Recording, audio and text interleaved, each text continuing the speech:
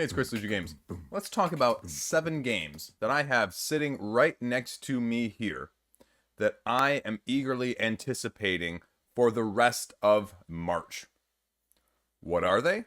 Why am I anticipating them? Why am I eager to see what they can show? And just how good are they going to be? Because all of these are also on my shelf of opportunity, if you know what I mean, as well. So, let's get right to it. Also, just so you know, there will be a follow-up to this early for my Patreon folks for the crowdfunding games that are also in my collection right now that you will have or you will see from me on this channel very near in the future. So, incentive for getting in the Patreon. Anyway, okay, that's all I got. Let's get right into it here. These are in no particular order, but games that I think are going to be making waves or have made a little bit of wave and have some more to come, or that just need a little bit more light shined upon them. We'll do it in person. I'll pull up the Board Game Geek page as well. A little bit of both. Let's go. First up, I've talked about it. I alluded to it last week. Radlands. I got the retail copy. I mean, you can see it is still in shrink right now, right? And it cost me 18 bucks plus shipping. So it's like 23 bucks. But that's literally a third to a quarter of the price that the deluxe and the super deluxe are going for right now on secondary market, even from Roxley themselves. And from all accounts, this 2-player game, 20 to 40 minutes, dueling lane-esque game where water is one of your big resources, it's freaking fantastic. And it's just whether or not you want the deluxeifications, the playmats, the lanes, the putting everything down where it needs to go in the first place, and the over-the-top magnet box. Yeah, there's nothing wrong with that, but if I can get the game, because gameplay is what I'm buying, right? And I like me some deluxe occasionally. I'm looking at you, Bullet, from level 99 sitting behind me in the shelf. But if this game is as good as everyone says, and that's really the test, I am getting into these 2-player dueling-esque games that are non-CCG, non-customizable, and just hitting the table. Anything card-like in this realm. Exceed, Battlecon, Yomi, the upcoming Sakura arms. I'm looking at the stuff behind me like Battle Line, Medieval, things like that. This is heavy my ilk, and this is going to be good. Well, I hope so. But is it going to replace one of those? Is it going to be an addition? That's really the question. As someone who is really getting into those and really loving those, where does it fit in the pantheon? Where does it fit in terms of its own niche? Will it stand alone? Will I feel like with Exceed and Battlecon, I really prefer Exceed? Is this going to dethrone one of those others for me in terms of those similar ilks? I don't know, but that's why I'm interested in it in the first place. Next up. Now, full disclaimer here. This is one of probably my favorite games of all time. I'm not very good at it. I'm horrible at it. I would lose online if I played against it because people are like, I can win in 3 turns. No, I can win in 2 turns. And again, if you don't know what game I'm alluding to, Tom Lehman's Res Arcana. And the second expansion for Res Arcana has just come out. Perle Imperi. I don't know. I'm mispronouncing it. But either way, this is adding a few new things. Now, it's taking the scoring up to 13 instead of 10 to win the game. It's also adding a whole new resource in form of pearls. I mean, do I need to say more? It's adding more without adding, like, complexity. It's adding just enough to keep me enticed. And this is probably, with just the first expansion, a top 10 game of all time for me. It is. And so, again, this is a small box. Like, let's look here. This is Radlands. This is Res Arcana expansion. So it's not like this massive mother of a box. It's just not. And so I like the fact that both of these, for example, are small. I'm probably going to throw this away and throw it all in the Res Arcana main box. I'm going to be one of those people. I'm not one of those people usually, but I'm starting to be, and I like it. And so if this can add just another layer of goodness, amazingness to Res Arcana, that's why I'm excited about it in the first place. Now, this third one goes without saying. I've alluded to it. I don't know if it'll be out at this point or I'll do it before or after this video, but I have a gameplay of one of the 2 modes of this already, And this is the expansion for the loop, Fozilla. And there are 2 new modes that are going along with this. Fozilla Apocalypse and the Kaiju Balls. Yes, that's a play on the Dragon Ball Z Dragon Balls, where you collect them all and you get Shenlong to come in and grant any one wish that you want. And the 2 modes, the Fozilla Meeple, which is actually, the thing is freaking massive, right? I take it out for you, but I threw it all. This box is actually completely empty. It's all up in the base game. Oh, the base game right here, actually. You know what? Let's just take it out, actually. I forgot the base game was actually sitting next to me the whole time. So we'll pull it out real quick so you can see, because it's impressive. No lie here. This is one of the Pete twins. So this is the normal size mini right here. And you can see, it's got a little axe, whatever. It's about the same size, It shows up in my palm. It's, that big, whatever. This is Fozilla. So it's actually, if I actually don't hold the guy on his side, you can see it's, pretty good size. I'll tell you right now, if you like the loop, I've played it now. If you like it, this is going to be good for you. It's more without too much more at all. And it's tough. If you thought the loop was too easy, I wasn't one of those people. My win rate is like 10%. This is actually, I got creamed. I got absolutely snookered in the playthrough that I taped. Wasn't even close. So if you are seriously interested in this, Pandasaurus, I think, has the pre-orders up now for this. They sent me the copy to talk about, and I'm going to be doing at least 2 videos out of this. 1 playthrough of 1 mode. I may do the Kaiju Ball mode as well, and then just some final thoughts, review style, like sort of splitting it up Rado-esque.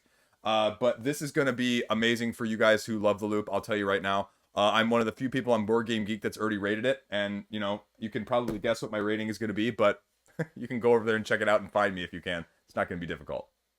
So the third one. This is a little bit different, but it's also in lines of Radlands, and this is also completely the opposite, and I feel weird. Now that I have Radlands comparing that, like, I feel like I'm judging myself in the what I bought and what I got, and this is Twisted Fables.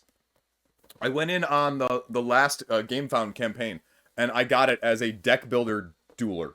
Sort of Yomi Battlecon Exceed-esque, but you build your own deck as you're doing it with actual deck building mechanics while you're traversing along those lines.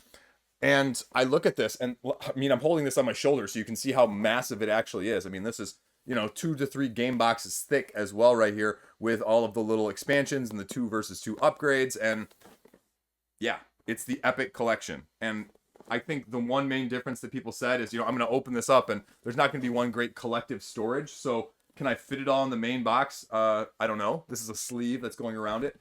But how, again, with Radlands, let's just compare it here for a second, right? There's Radlands.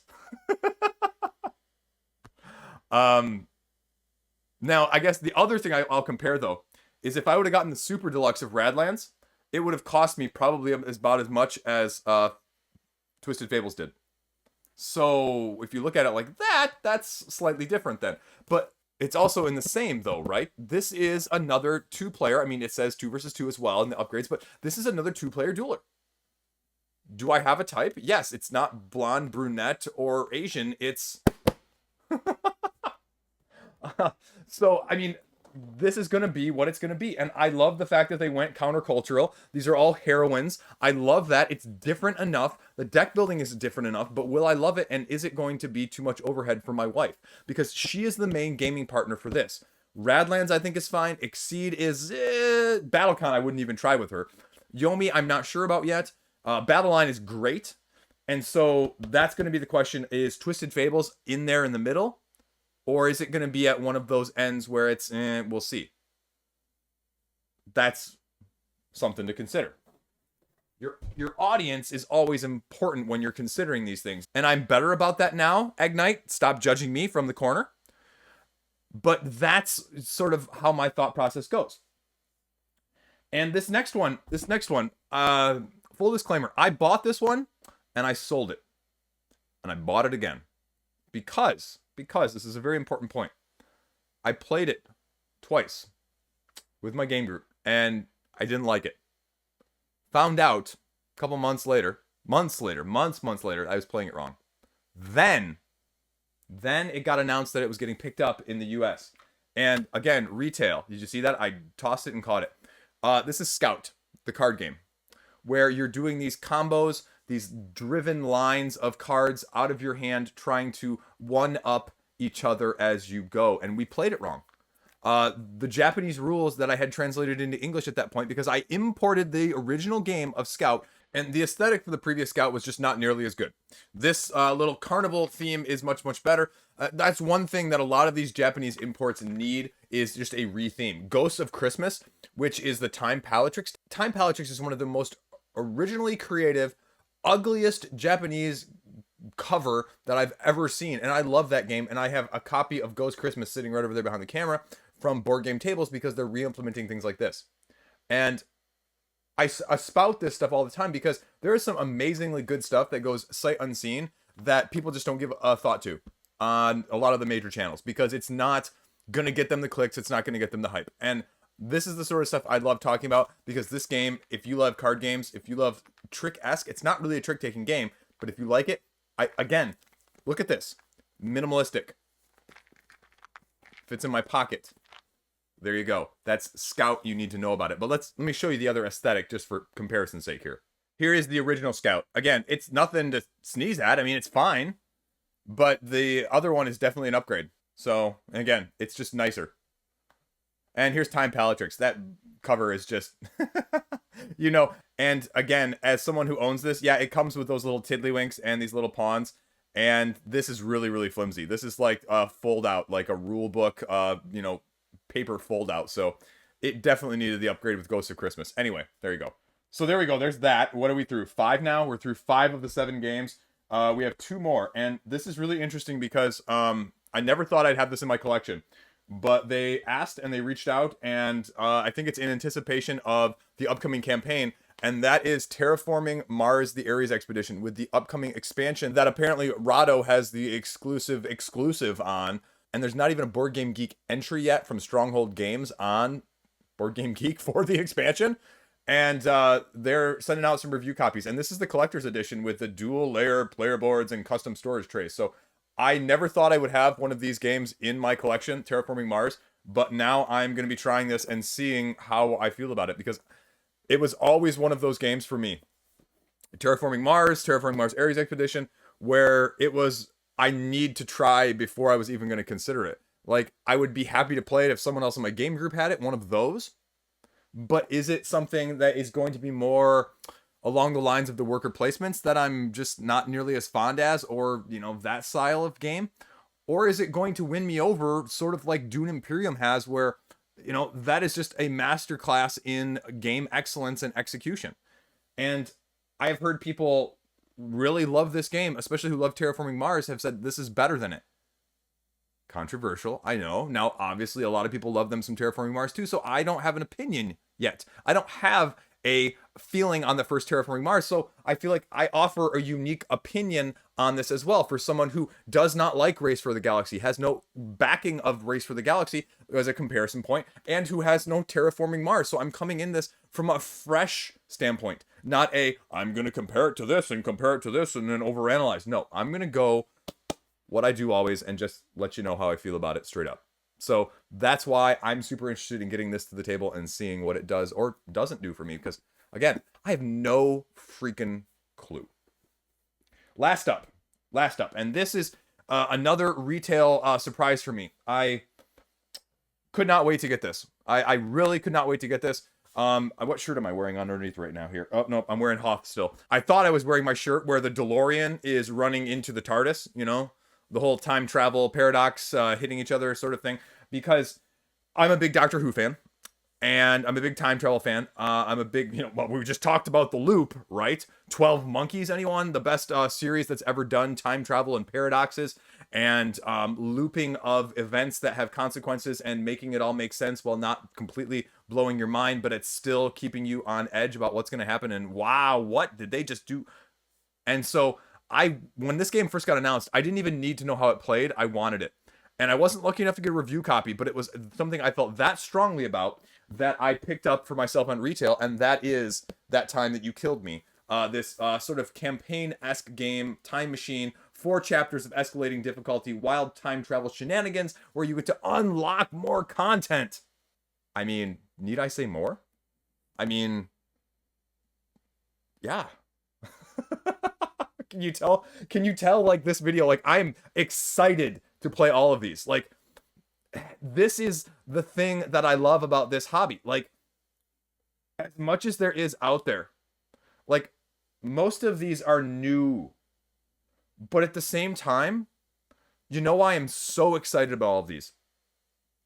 Because I can look at this, and I know my own preference and my own playstyle nowadays, that except for this guy, this is the big unknown, I can see all of these others being in my forever collection, of staying in my collection, that are never going to leave. Twisted Fables is the only other slight unknown, because again, deck building is always a unique style of things, and I'm not sure how it's going to mesh. But this one, Radlands, the Res Arcana, Scout, the Loop. I mean, I don't even need to wonder about any of those. I mean, Scout, yes, but now that I know how we're playing it and how we played it wrong, well, again, realizing the huge, massive error we made, I realize that that game is perfect for us. Because that's also the type of game that I can take to the cottage with my wife's family and I when we go on a yearly basis and get them to play, just like I did Regicide last week. And that type of game cannot be undersold, especially when it's that size. And this is perfect for me and my wife, because it's there, but it's also not too much complexity-wise either. It's like 4D chess, if you will. You can see it in the chessboard-esque theme there. Last one standing wins. So those are the 7 games that I am just super excited about this month, that I if I didn't have all of these other crowdfunding games to get to the table to talk about, to do videos for this month, these games would be, and probably are going to jump the queue in a couple of these, not because I'm going to do videos on them right away, but just because I want to play them and have fun with them. Now, if you're curious what those crowdfunding Kickstarter games are for the most part, well, you'll have to wait a little bit, because that'll be upcoming. But if you get into my Patreon, you'll see it before other people. So, there you go. Teaser, I know. I'm teasing just a little bit. Thanks for watching, though. What are games that you are super excited about? They don't have to be new. Not even new to your collection, but new to you getting it to the table. That you are excited to get to the table, because that's really what this video is about. It's not just hotness. It's not just hype. It's games that I go, holy balls, I cannot wait to get to the table, Ignite, and I don't care what you think. I see you mocking me over there, lusciously in the corner. Yeah, I went with lusciously. It was the only thing I could think of off the top of my head without refilming this or editing it. So there we go. That's the Liege you get. You can't get that type of stuff from the Dice Tower or Board Game Co., I bet. You know, no one's saying luscious over there. I'm done. I'm done. I'm ending it right there. I can't top that. I'm otherwise just going to dig myself deeper. So if you need me, I'll just be, doing this in the background. Subscribe, like, comment, Patreon, click, comment, algorithm, everything else like that.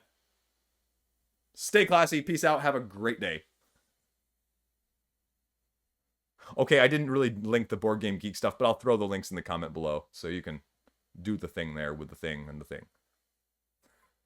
And I am better about that now, Onion Knight.